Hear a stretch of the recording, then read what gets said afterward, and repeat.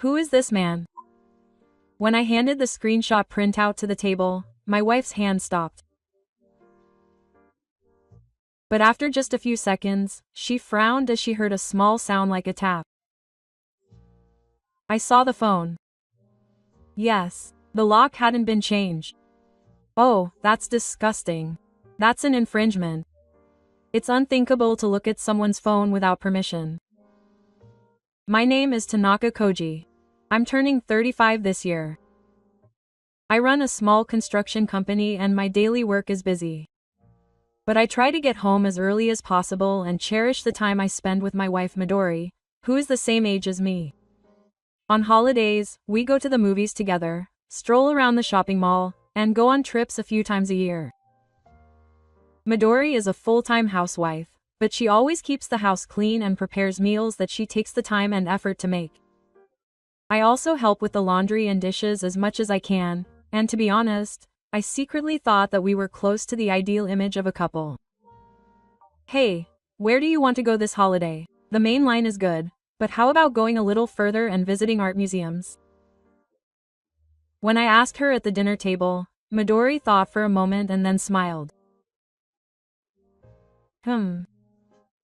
Then the box, I want to go there again for that feeling of death.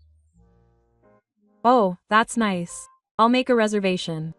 Thank you, Hiroshi. I liked Midori's smiling face across the table. Her handsome features and her smile that still had a hint of openness. Since we met at a gathering in our student days, I have been shining on her ever since. I still remember that night well. When I was in my third year of university, a friend invited me to a gathering. I was shy and didn't like these situations, but Midori happened to be sitting there to pick me up. I'm not very good with alcohol, but when I get drunk, I smile a lot. Even though it was our first meeting, I felt a sense of nostalgia and before I knew it, we were having a conversation. Isn't that suit a little too serious? It looks like a bank. Well, next time, I'll meet you in more casual clothes. Sure. Then next time, I'll pick out an outfit for you. I was completely taken by her smile at that time. After that, we naturally developed into a relationship, went on dates, got jobs, and continued dating. And before I knew it, 7 years had passed. We had some fights along the way, but strangely, there was no option to leave. We got married when I started my company and was just starting to get on a roll. When Midori asked me, "Can I be your wife?" I answered, without any hesitation, of course. I bought a half-eternity ring, even though I stretched out a little. I still remember her face as she cried and laughed, saying, "This is so sparkly." Our wedding was a small ceremony with just our family, but it was a calm, warm, and laughter-filled day. Our honeymoon was in Italy. Midori ate authentic tiramisu in Milan and said it was her first time. I was happy just watching her like that. 8 years have passed since then. We don't have children, but our days together as a couple were happy and comfortable in their own way. Even when I was busy at work, it was enough to make it worth it if Midori smiled and said, "Thank you for your hard work." I secretly enjoyed her making me lunch every day and telling me that she made today's tamagoyaki a little sweeter. Yes. I was really happy. After dinner, we were casually sitting side by side on the sofa while watching TV. Midori was using my lap as a pillow and playing with her smartphone. I felt happy watching her. It was a casual but warm time. Or so I believed. Until that moment, her smartphone screen caught my eye with a thick cover. A notification banner appeared on the lock screen for a moment. "Think only of me tonight, Midori." Yeah. For a moment, my thoughts stopped. Who is that? What do you mean, only of me? A friend? A relative? No, that's not the tone she spoke. Midori, who is that? She reacted to my question that I asked without thinking. But she quickly laughed and brushed it off. Yes, a friend. You're a little frivolous child. A friend? Oh, right. From the classroom. I'm already tired, so I think I'll go to bed. Saying that, Midori slipped from my lap and into the annex. As I watched her back, I felt a tingling sensation in my chest. Something was wrong. That was the face she made when she was trying to deceive me. I knew where she was. That night I couldn't sleep. Listening to Midori's breathing as she slept beside my pillow, I kept thinking. Cheating? No, that couldn't be it. No, there was a possibility. I didn't want to believe it, but my doubts had already appeared. After 2 a.m., I quietly slipped out of bed. The charcoal in the bedroom, Midori's smartphone, and the passcode based on my birthday. If it hadn't changed, I should be able to open it. I won. The screen lit up. The passcode hadn't changed. And there was the line history with the man, the two of us laughing together, the selfies in our underwear, the messages with risque content, and everything went blank before my eyes. How much I had cherished her for the past 8 years, how much we had walked together as a married couple. I heard the sound of all those feelings crumbling. I quietly put my smartphone back in its original place and went to the bathroom. The fever didn't go down even after washing my face. I vomited. My fingers were shaking. I couldn't speak. But I couldn't cry. Only one thing was clear. Something inside me was beginning to crack. Even when morning came, I couldn't do anything. As I watched Midori, who was defenseless and hot next to me, the line conversations I had seen with Sakuya in the middle of the night swirled around in my head. I really can't be satisfied with Hiroshi. I feel great to be married to someone like that. Futoshi is much more manly and kind. I want to get divorced soon.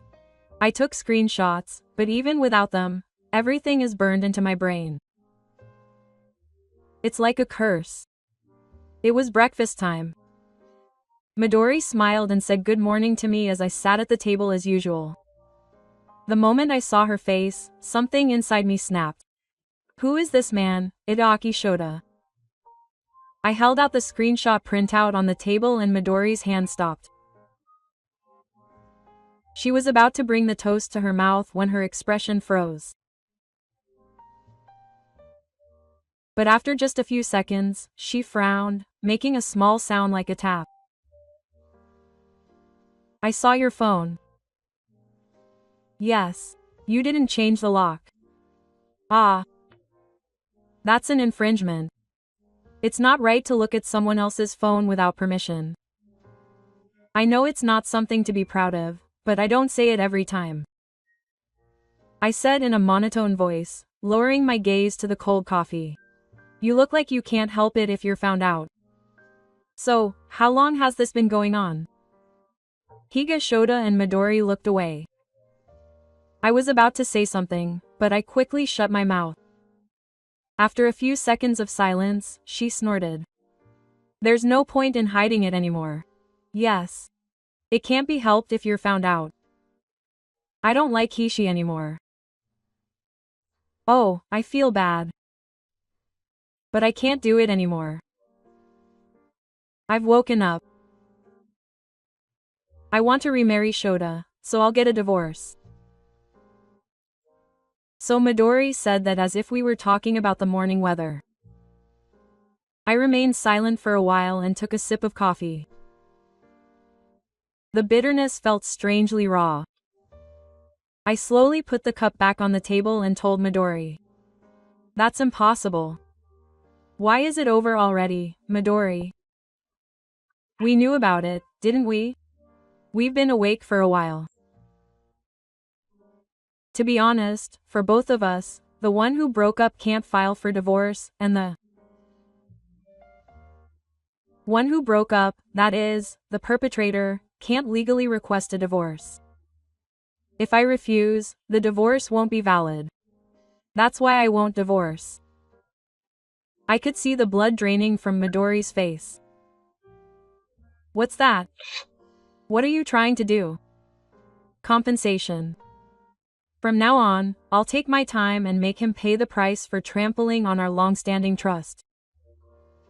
My love was a quiet one, suppressing my emotions. I was surprisingly calm, even to my own surprise. What's that? Threat?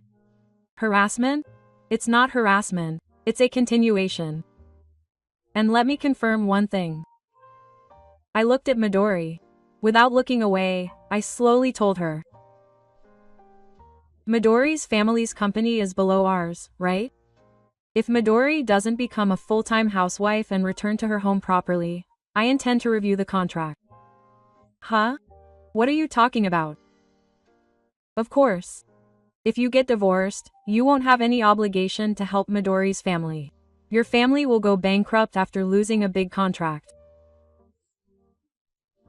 If Nagahi remarries Masao, will Masao really support your family? Oh, don't think there's a future where you can live freely. Midori stood up and kicked the chair. She trembled her lips and tried to say something, but she couldn't get the words out. I didn't care and headed to the place to put away the dishes. The smell of dishwashing detergent was strangely strong. I've always taken good care of you since we met. I believed in you with all my heart. But it was you who betrayed my trust. Midori. Was my kindness your stepping stone? Then I'll at least make you see how that stepping stone crumbles. Dickon, this is no joke. I won't let it end so easily. Midori's parents came from her family's house the day after I contacted them. The moment I let her through the front door, Midori's father hit his daughter as soon as he saw her. What are you thinking? I'm going to break up with Shota and marry him. Midori cried out softly and stepped back. Her mother hurriedly supported her as she was about to collapse on the spot. But her father didn't stop. Shota, who is he? He's married, but he had an affair, ruined his family, and now he wants to remarry. Don't do stupid things. Do you want to destroy the company? Her father's yelling came more from a desperate reality than from anger. The factory run by Midori's family supplies several hundred parts for my company every month. They are a business partner that is almost dependent on each other. The moment I said I would reconsider that, they were in a completely negative position. I'm sorry. What a foolish daughter. Her mother bowed her head while crying. And her father also bowed to her knees. Please let me off the hook this time. I won't let this happen again. I will definitely break up with them. So please just make a deal. To be honest, it was pitiful. But at the same time, it was a sign of the country. That attitude of trying to protect the company before scolding her daughter as a person. The Midori family I knew seemed warmer, but the reality is like this. Yes. I would like to avoid divorce if possible. In order to continue the marriage, I will not claim compensation for this incident. However, I have placed a draft of the restrictions on the desk. If she is found to be unfaithful as a wife in the future, I will claim 10 million yen in compensation, including this incident. Please agree to the contents and sign. Midori was speechless and shook her shoulders. Her face was pale and her lips were trembling, but she probably could not resist the silent pressure from her parents. She picked up the pen with trembling hands and slowly wrote Tanaka Midori in the signature section. I understand. I have no way to escape anyway. It was a thin voice. I didn't reply to it. Then Midori broke up with the board. I deleted her line history, deleted her SNS, and made her get a smartphone carrier. The freedom that she had been trying so desperately to protect disappeared in an instant. But what I was trying to get back was no longer our relationship as a couple. I decided to just make her pay. At home, I completely eliminated all emotions. Good morning, I'm off, welcome home, thank you for the meal. We only spoke standard phrases. No words of emotion were exchanged. Even during meals, she just kept moving forward without looking up. We had separate bedrooms and bath times, and line notifications were managed with monitoring software. I have a monitoring app on Midori's smartphone, and I still check it. I didn't allow any luxuries. I limited myself to cheap cosmetics from drugstores, and only went to the beauty salon twice a year. I rejected this kind of relationship and part-time job interviews. There was only one reason. In order for her to fulfill her role as a wife, I wanted her to quietly break as much as I broke. That's what I thought. Soon Midori changed. She didn't wear makeup when she woke up in the morning, and she no longer looked at me when I was cooking. Every time she saw me, she shrugged in surprise. Once when she said, "Welcome home," her voice trembled as if she was about to cry. She must have brought it on herself. Why should I, the one who was betrayed, be present? And yet one day, Midori finally called her parents. She was crying in the corner of the living room, killing her love. "Won't you treat me like that person anymore? Please help me." But the words that came back from the phone were obvious. "You brought it on yourself." That was all. Midori broke down in tears on the spot. I watched in silence. Seeing my wife crying no longer moved my heart. My heart was killed by Midori, who was smiling on the other side of the screen at that time. Midori was sitting on the floor of the living room, shaking her shoulders. She was speechless. She covered her face with both hands as if to hide her eyes, crying like a child. I looked down at her in silence for a while. Then she quietly stood up. "Come to think of it, I forgot to tell you one thing." The crying stopped. Her shoulders moved with a start. I sent a certified letter to the Itadaki man, the one demanding compensation. Midori slowly raised her head. His tear-filled eyes were wide with shock and fear. "Wait a second. How can that be so obvious? He had an affair with a married woman, which was a full-blown illegal act. A lawyer has already been arranged.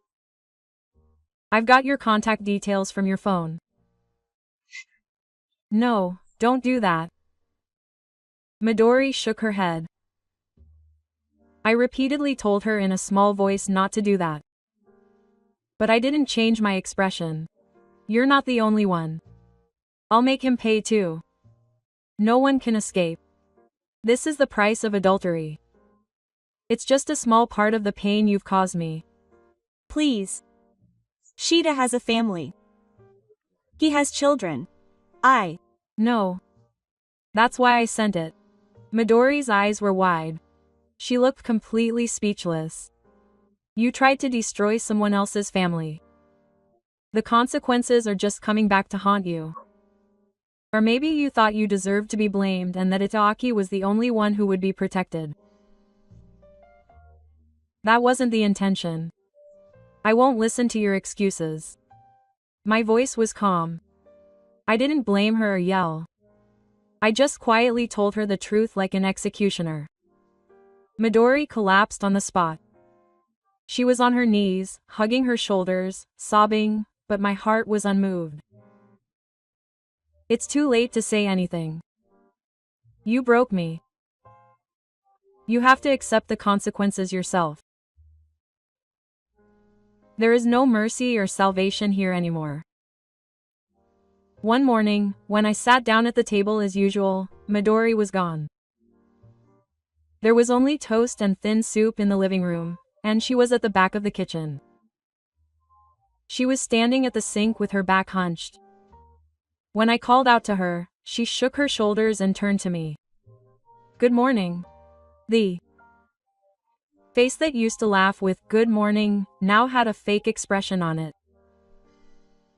Her hair was not tied up, and it was close to bare skin, with a thin smudge under her eyes. Her slender jawline was also far from what she had been like before. Time had certainly worn down Midori. I smiled gently at her as she sat down at the table. "Thank you. I'll be home early today, so let's make dinner together." Midori opened her eyes wide for a moment, then looked away and nodded weakly. There was no joy on her face. It was obvious fear. Still, I didn't let my voice drop. I continued to play a gentle voice on the surface. In front of the wives in the neighborhood, I would say with a smile that my wife is a hard worker. We shopped side by side at the supermarket, and we showed the ideal image of a married couple to those around us. No matter how kind I was to her, her heart no longer accepted me as a kind husband. That's fine. I wanted to take away her peace of mind.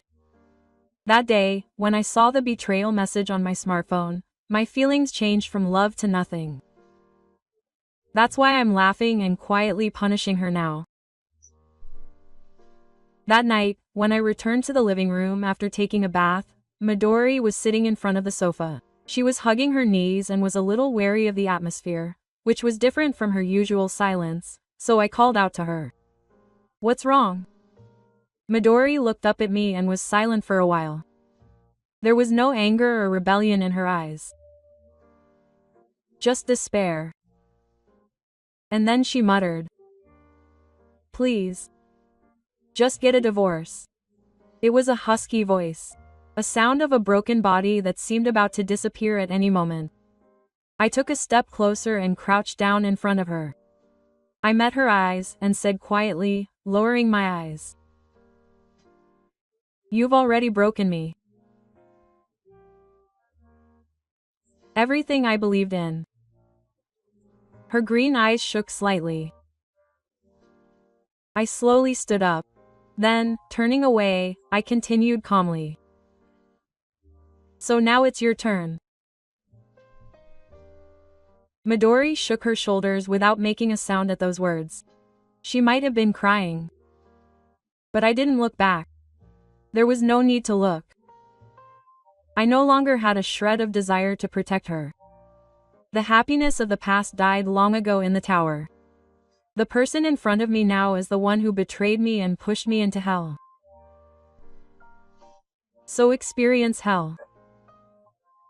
Every day, there is no escape, and no one can reach me even if I cry and scream. In that reality, I have to bear my pain little by little. That must be the requiem. When the intercom rang at the front door, Midori's shoulders shook in shock. I saw her, who was hugging her knees in the charcoal in the living room, rising tentatively, and I suddenly thought, I never imagined she would end up like this back then. Until a few years ago, she was smiling wherever she went, and her schedule was filled with plans for lunch with friends and girls' nights. She was always on trend with her clothes and makeup, and she posted endless fun photos on social media. But now Midori hardly goes out. I do her shopping, and it's been more than 6 months since she last went to the hair salon. People in the neighborhood say she's not feeling well. They say she's waiting mentally. Her friendships naturally disappeared, her social media accounts were deleted, and Midori's world gradually became smaller. A lot has happened since then. I found Midori hiding from me and contacting the weather. There was a message on her smartphone, which she had left in the living room, saying she wanted to talk. The name of the person to whom it was sent was Shida. Did she think that there was no way? No, maybe she didn't have time to think that far. She probably thought that I hadn't noticed her because I hadn't said anything. A few days later, during the day when I was away, she called Shota. And her last hope was dashed. I later checked the recording of the call. What now? Shota's love was cold and clearly a stranger. Please, listen to me. I can't do it with that person. Only you? Wait a minute. What are you talking about? You're too heavy in the first place. That was just a game. I could hear Midori gasp softly on the recording. Compensation, divorce, it's the worst. I have a family. You were found out because you were persistent. Take responsibility seriously. For the next few seconds, Midori couldn't say anything back. Don't contact me again. Your name was mentioned to your wife too. Don't drag me into this any further. The sound of the call being cut off with a bang. After that call, Midori collapsed onto the dining table and didn't move for a while. I watched from the shadows of the hallway as she covered her face with her hands and trembled as if desperately trying to endure something. She didn't say it, but I knew everything. I don't know if it was the direct cause that Midori was still clinging to Itachi, or that Itachi had abandoned her so spectacularly, but after a while, Itachi's wife presented evidence through her lawyer and filed for divorce. His family was torn apart, and he ended up having to pay alimony. He received the price, including my claim for alimony. That's all. And after Midori found out about the outcome of that series of events, she completely withdrew. Her freedom, her love, her future, everything she had tried to protect as much as Haruto had, everything just slipped out of her hands. After Midori found out about it, she completely withdrew. She wouldn't open the curtains in her room, and she wouldn't watch TV. Even during meals, her eyes would stay downcast, and when I spoke to her, she would only respond with a small yes. One night, I called out to her back as she was washing the dishes. Are you okay? Am I unhappy? Calmly and gently. It was a masked voice. She slowly turned around and shook her head slightly. No, it's okay. I don't call her Hishi-kun anymore. All that remains is the title of husband and wife, and love, trust, and everything else has vanished like mist. That's fine. I loved her. I cherished her from the bottom of my heart, but those feelings crumbled the moment she betrayed me. But strangely, the hatred didn't change. I just felt empty. I had nowhere to put my emotions, and they just hung up inside me in silence. When the autumn wind was getting cold, I got a call from Midori's parents' house. I heard from the neighbors that Midori has been acting strangely recently, so I wondered if I could go and see her. My mother's voice was somewhat confused. Please feel free to do so. I answered that and hung up the phone. A few days later, the doorbell rang in the afternoon. When I opened the front door, Midori's father was standing there in a slightly wrinkled jacket and her mother was standing there with a look of worry in her eyes. I'm sorry to bother you. My mother said this as she walked through the front door, holding a small gift bag in her hand. There was a somewhat awkward atmosphere. When I let her into the living room, Midori didn't show her face, but remained inside. The father glances in that direction, then looks at me. Has he been eating properly lately? Yes, I'm giving him the nutrition he needs. He's been making good choices and eating well. I spoke in a monotone voice. The mother put her hands on the table and said weakly. But there were always stories like bags under his eyes and the 6 of them not going outside, so please, Hishi-kun, can you just tell me the truth just once? I answered after a little devilishness. Even if you tell me the truth, there's no problem as a couple.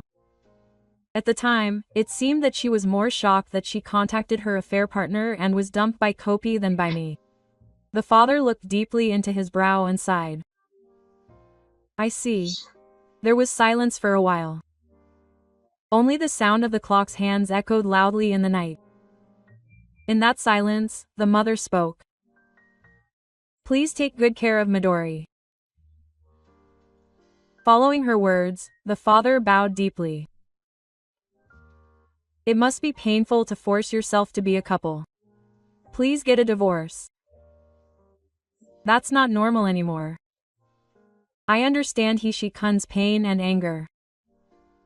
But please release my daughter. I stared at them for a while and then slowly shook my head. No, I need her to be my wife. She does the housework properly, and we have a happy marriage. I smiled and said that, and a clear sympathy ran across their faces. The mother couldn't say anything, and the father stood up silently, his eyes lowered. When I walked to the front door, the mother suddenly looked back at me in front of the door. Please forgive my daughter. I know that she did something irreparable, so please divorce her. I couldn't say anything back. I just quietly closed the door. I know that I'm broken. Since the day I found out about the green uncertainty, the wound in my heart has never healed and continues to hurt. Looking up at the ceiling in my bedroom at night, I suddenly remember the old days. The photos we took on our trip, the way home we held hands. Those days when we laughed at small things. Those memories don't feel any warmth now. It feels like I'm looking at someone else's memories. I close my eyes quietly. And the words that had been buried deep in my heart slowly surfaced. I loved my wife. That's in the past tense now. But now I don't hate Midori. I just want her to live in hell.